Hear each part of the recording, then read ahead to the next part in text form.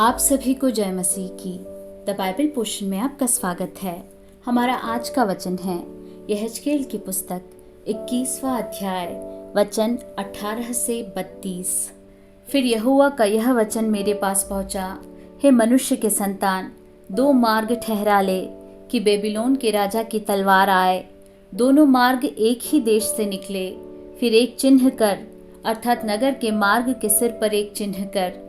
एक मार्ग ठहरा कि तलवार अम्मोनियों के रब्बा नगर पर और यहूदा देश के गढ़ वाले नगर यरूशलेम पर भी चले, क्योंकि बेबीलोन का राजा तिरमुहाने अर्थात दोनों मार्गों के निकलने के स्थान पर भावी बूझने को खड़ा हुआ है। उसने तीरों को हिला दिया और ग्रह देवताओं से प्रश्न किया और कलेजे को भी देखा। उसके दाहिने हाथ में यरूशलेम का नाम है कि वह उसकी ओर युद्ध के यंत्र लगाए और गला फाड़कर घात करने की आज्ञा दे और ऊंचे शब्द से ललकारे। फाटकों की ओर युद्ध के यंत्र लगाए और दमदमा बांधे और कोट बनाए। परंतु लोग तो उस भावी कहने को मिथ्या समझेंगे। उन्होंने जो उनकी शपथ खाई है, इस कारण वह उनके अधर्म का स्मरण कराकर उन्हें पकड़ लेगा। इस कारण प्रभु यहोवा यूं कहता है, इसलिए कि तुम्हारा अधर्म जो स्मरण किया गया है और तुम्हारे अपराध जो खुल गए हैं, क्योंकि तुम्हारे सब कामों में पाप ही पाप दिखाई पड़ा है और तुम स्मरण में आए हो, इसलिए तुम उन्हीं से पकड़े जाओगे। हे इस्राएल, दुष्ट प्रधान, तेरा दिन आ गया है। अधर्म के अंत का समय आ पहुंचा है। तेरे विषय में परमेश्वर यहोवा यूं कहता है, पगड़ी उतार और मुकुट भी उतार दे।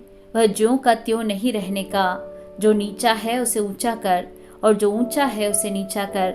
मैं उसको उलट दूंगा और उलट पुलट कर दूंगा, हाँ उलट दूंगा, और जब तक उसका अधिकारी न आए तब तक वह उल्टा हुआ रहेगा, तब मैं उसे दे दूंगा।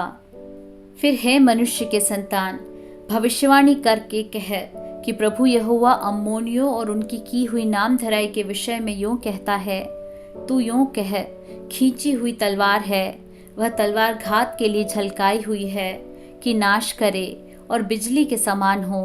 जब तक कि वे तेरे विषय में झूठे दर्शन पाते और झूठे भावी तुझको बताते हैं कि तू उन दुष्ट असाध्य घायलों की गर्दनों पर पड़े, जिनका दिन आ गया और जिनके अधर्म के अंत का समय आ पहुंचा है। उसको म्यान में फिर रख, जिस स्थान में तू सिरजी गई और जिस देश में तेरी उत्पत्ति हुई, उसी में मैं तेरा न्याय करूँगा। मैं तुझ पर अपना क्रोध भड़काऊंगा और तुझ पर अपनी जलजलाहट की आग फूंक दूंगा और तुझे पशु सरीखे मनुष्यों के हाथ कर दूंगा, जो नष्ट करने में निपुण हैं। तू आग का कौर होगी, तेरा खून देश में बना रहेगा, तू स्मरण में न रहेगी, क्योंकि मुझ यहोवा ही ने ऐसा कहा है।